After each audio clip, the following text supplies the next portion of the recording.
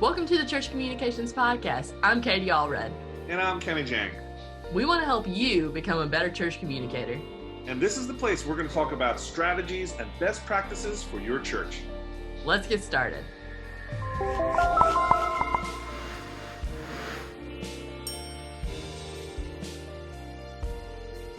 So this is where we're at, everybody. This is Brandon Rogers from First West, Monroe, Louisiana. Mm-hmm. And Kenny, churchcommunications.com fame, and Katie Allred also. And so Brandon started a Facebook group for his community because of the needs from the coronavirus. And it's called, what is it called? It's called NELA Needs, Northeast Louisiana Needs. Okay. And then in 24 hours, it's gotten 2,700 members. Yep. It's crazy. Yeah. And I'm sure. You try like, harder, Brandon. Try harder. I had six, my boss's wife and about 6 other people helped me start it. And it just, literally it's blown up. Like every hour we're adding 150 plus, it seems. So it's crazy. What's the name of the group? It's called NELA Needs. Okay, so it's not even Corona specific. Well, it is Corona specific. But the in title, the description. Yeah, but in the description, it's so what we've if you were to go to our group, you would see NELA Needs and then community response to the coronavirus. Okay, gotcha. Okay, so what's happened is you've got the news contacting you about it, which I think is huge. That's such a good PR opportunity for your church. Yeah, you go ahead. Yeah, so the idea was we talked. I saw the idea, the other guy in the group that you posted yesterday morning, and I presented it to our pastor and our executive pastor, and they were. I'm gonna pause. So so just so everybody has some hindsight, because we started recording after I talked about that. Andy King, he's a church in Georgia. He started a caremongering group based on what I teach about reaching your community online. So he started a Facebook group for cares, for needs. And so I posted about it and I said, hey, this is working out really well for Andy. Other churches should do this for their community, and Brandon started one. Okay, so keep going. Yeah. So I presented it to a couple of our senior exec folks, our senior pastor and others. And they were like, hey, this is wonderful, but what if we took the church out of it, in the sense of, is there a way that it could be more organic than it is? Hey, let's make First West, our church, be the hero here. Right. And rather we make our neighbors and the people heroes involved the hero. Right. On top of Jesus being the hero. And on top of hero being the hero too. So yeah. Well, first off, that's really good. That's something I teach, right? Is not to make it about your church, but to make it about people. Because that's how life change happens, is these relationships that are reformed because of these needs. So what kind of needs are you seeing, and have you seen any needs met because of it yet?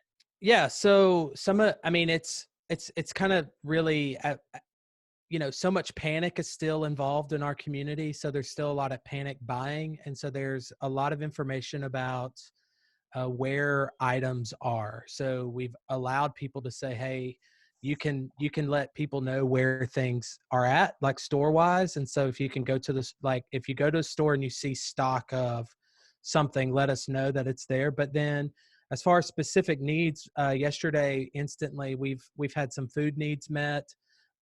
We've had some families help just real quickly, like some monetary helps just to kind of get someone through the weekend. And it was all digital. So it wasn't like, hey, we're going to go and meet you up and hand you $50. It was all done via Venmo and all of that. So that's been like, we don't want to touch money in the group. We're trying to set some really good boundaries and standards so that we don't touch the money. And if someone feels compelled, the biggest thing that we said yesterday and we'll continue to say is that if you say you're going to do it, then follow through. And if not, we'll kick you out of the group, honestly. Help see a need, meet a need, and follow through. One story that I saw out of Andy's group that I've been a part of now for 48 hours, I think, was that I saw there was a woman who posted that she needed this very specific baby formula that was hard to find already. And that within 24 hours, 12 bottles of that formula appeared on her front doorstep. Yeah. Which, That's huge, right? That's so Yeah. great. Yeah, because no babies need to suffer. We had a baby formula, some baby food Situation too. situation too as well. Yeah, so it's just important, I think, when you're talking to the news to find those very specific stories, because they're gonna want those. Yep. Yeah. It's cool. What other questions? Do you have any questions for us? What can Yeah. we help you do? So I know you guys, I mean, I've helped you moderate the group for a long time. One of the Yeah. original moderators of the church comm group, Yes. church communications group. Let me say it the right way. But how do you guys, as things happen fast and scale, how do you guys maintain the chaos, but still help with engagement? Okay, so big things, easy things are threads. You've seen Kenny and I start multiple threads this week that we are trying to funnel all that conversation into. There's some things that don't go through that thread, and maybe it's because I feel like it didn't exactly fit. And so we're trying our hardest though to put everything into threads. It's something that I do on a weekly basis anyways, right? I do the what are you working on? What are you know? So if you can figure out ways to do threads, you're going to see those trends appear in the next like 48 hours probably of things that you could put into threads. And then I would make, like I did for the coronavirus, at the top of I made, a big listing of all the threads. Yep. If you can make a big listing of all the threads, I think that would be super helpful. Back in the day with forum administration, we could do that easily, right? Do you remember how those used to look, right? You would click into each individual. You can't do that in a Facebook group. So using the topics, I've seen you use the topics. That's good, but I think the easiest thing you can do is maybe use the threads, and then of course using rules. Sometimes it's going to feel like a free for all. Yeah, it definitely does right now for sure. Yeah, I'll be honest with you, like it does for us too, because nobody taught us how to manage a group during a pandemic.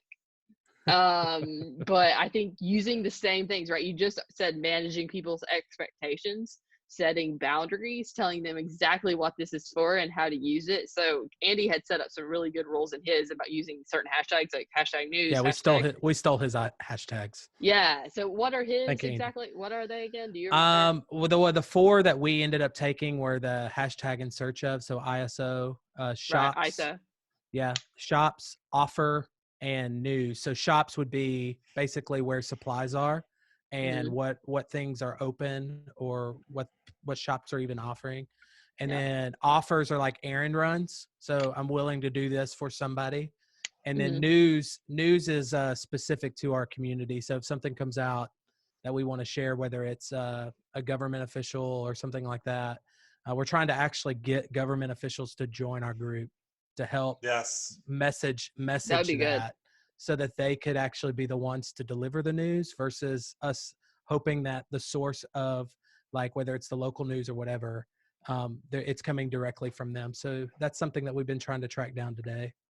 Those are the types of things I think you have to spend some focus on as the community manager. Our role is curation of content, right? Just like Katie was talking about, we're creating these official threads for different very tight topics. One of the things that you can do, honestly, is to potentially just interview some of those leaders. A lot of them are not going to be comfortable to do like a Facebook Live interview, etc. It might be just a phone conversation that you record that and you feed them the 5 questions, ahead of time, and then you just get them to do a phone conversation. You turn it into a video, like an audiogram, right? Yep. And then you post that as an update here. Yeah. If you or can even do write that, it. Yeah, even write it. But I think that if you could do it on a regular basis with all the different types of community leaders, and then offering them help to get that content out, that is going to be a huge service to the community. Yeah, and resharing the stuff too that's already coming out of the outlets that is like appropriate and vetted, right? Information that would be good. Yeah. So tell me, so one of the goals too is, our Governor Edwards, who's a Democrat, and that doesn't matter, but because everybody has a different political leaning, but he said yesterday in a conference call that there's no daylight between him and the federal government. And so the idea is that we're regardless of our political leanings and feelings, we're in this thing together. Yeah. Yeah. And so one of the concerns that I do have is because we have such a opinionated world, and you guys have seen it in the church communications from a theological standpoint, that you've got all over the map kind of views and beliefs. Like, how have you kind of maintained that conversation? Turning off comments, deleting Yeah. people, removing them as soon as it starts. It's okay during this time to turn off comments. I say, like, with every news posting that you do, I would just turn off the comments, honestly. You can leave them on maybe for a little while, but if it ever gets out of hand, don't ever feel like you're out of control, because you're not, right? You can stop it. So that's usually what I try to do. Kenny, do you have any other I'm thoughts? trying to think of, I mean, you've covered a lot of it. Again, I think your role is facilitation and curation. And so don't be afraid to, and you got to have transparency, right? So you need to show what the house rules are for the group. And just like, using ISO and all those things, that's all culture of the group. And so for you to enforce it, people will be looking for you to have set the boundaries and expectations, and then enforce them. And that's all it is. And so I think that's just one of the things. And the other thing is bring in volunteers. Yeah. There are many people here that have nowhere to go and really want to help. And this is a really, I think you have to be careful. Yeah. Katie and I, we've experimented with different people, even, letting people join the team, get off board the team, offline, that kind of stuff. I think this is really important to figure out how to do that fluidly. But you want to do it in a way where you're protecting the public, the group, the whole community. That's, as long as you prioritize their needs first, as a guiding principle, I think you'll be okay. Yeah, cool. So, I mean, I know that the group, the church communications group, is quite large, and I'm sure that there's been push-pull to make that even more micro versus macro. So, like, regionalize that or whatever for context. That's already been a conversation. What are your thoughts on that? For that? Yeah, I think there's several different ways that we are trying to address that. First of all, I don't know if you saw today, but we did a massive co-working hangout today. We opened up a Zoom room. It's still available, and we're trying different online video conferencing platforms. Yeah, cool. But if you go, we've had as much as, I think, 40 something people in the room at once, at one time, and people come and go. That type of community is what you're trying to do. That's how you take the big room and make it smaller, right? Because you got 23,000 people in the group. The people who care, who want connections, are going to be the ones that show up. The second is, I think, trying to find much more niche-oriented conversation devices. Online summits are something we are really actively working for, right? We just did one for women leaders. Yeah. We're doing one for live streaming for churches. We're going to stream in our group on April 2nd, and April 27th through 29th, we're going to do one specifically about Instagram. And we're thinking of doing things for small churches as well as large churches. I think large churches are covered for the most part, but doing an active conversation or webinars around small church needs, very specifically and particularly, then allows people to self-select and self-identify themselves, come out of the woodwork, and then participate in those types of resources and community activities. Yeah. So for you on a practical level, I think if you need to start threads specifically for those areas, or you need to start a topic or whatever, so you can tag people in those areas, I think that might be a good idea. Like starting topics so you can tag areas, right? Because you're saying these people live maybe an hour or 2 hours away from each other. Well, they don't live that far away, but once you leave West Monroe area, it starts to get pretty rural. So gotcha. The furthest away, like as far as parish or county goes, is just we're in the center and everyone around us. But it could be an hour, because there's no easy way to get anywhere else, from here. So, yeah. So just figuring out ways that you can connect with those people.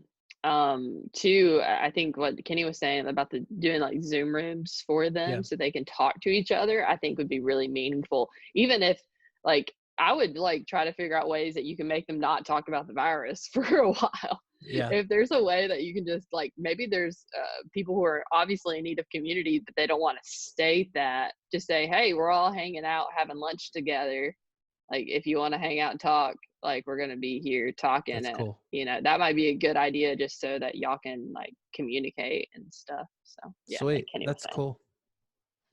That's cool.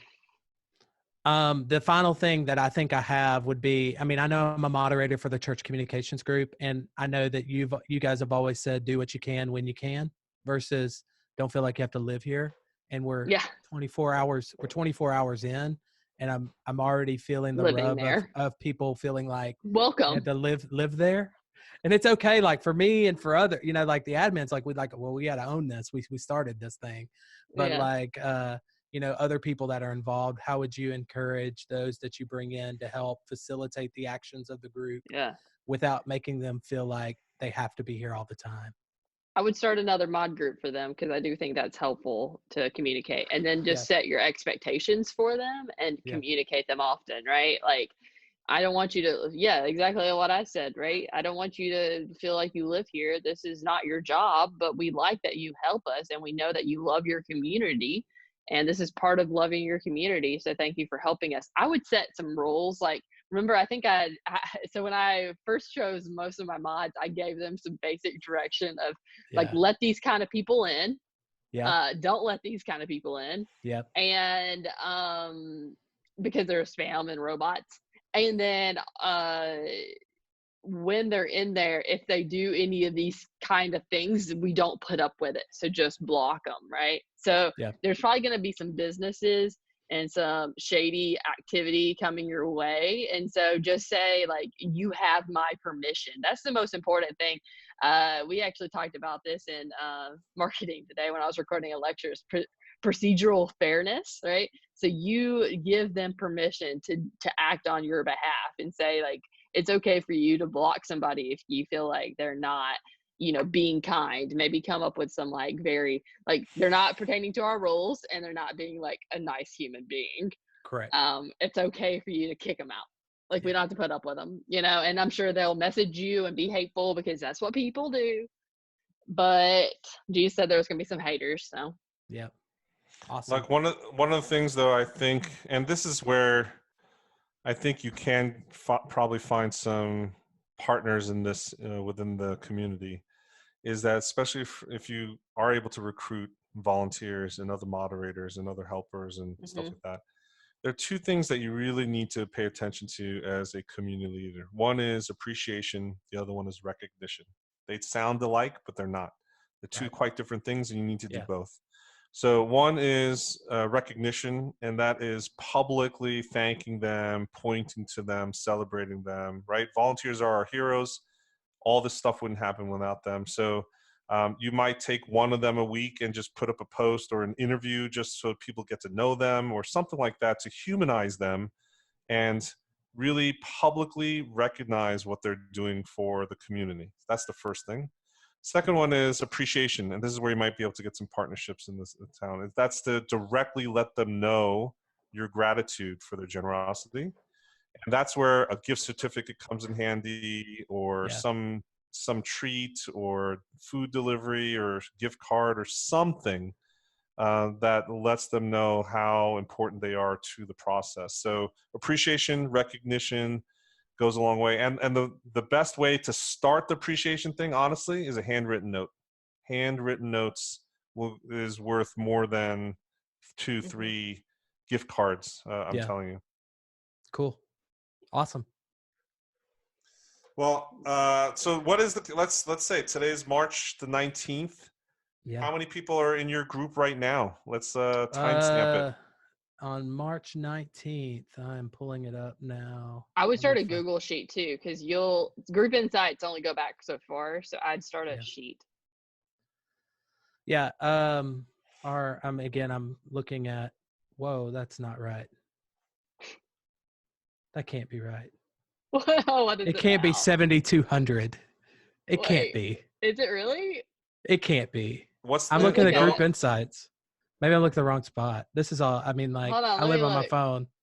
Hold on, let me look. I'll look.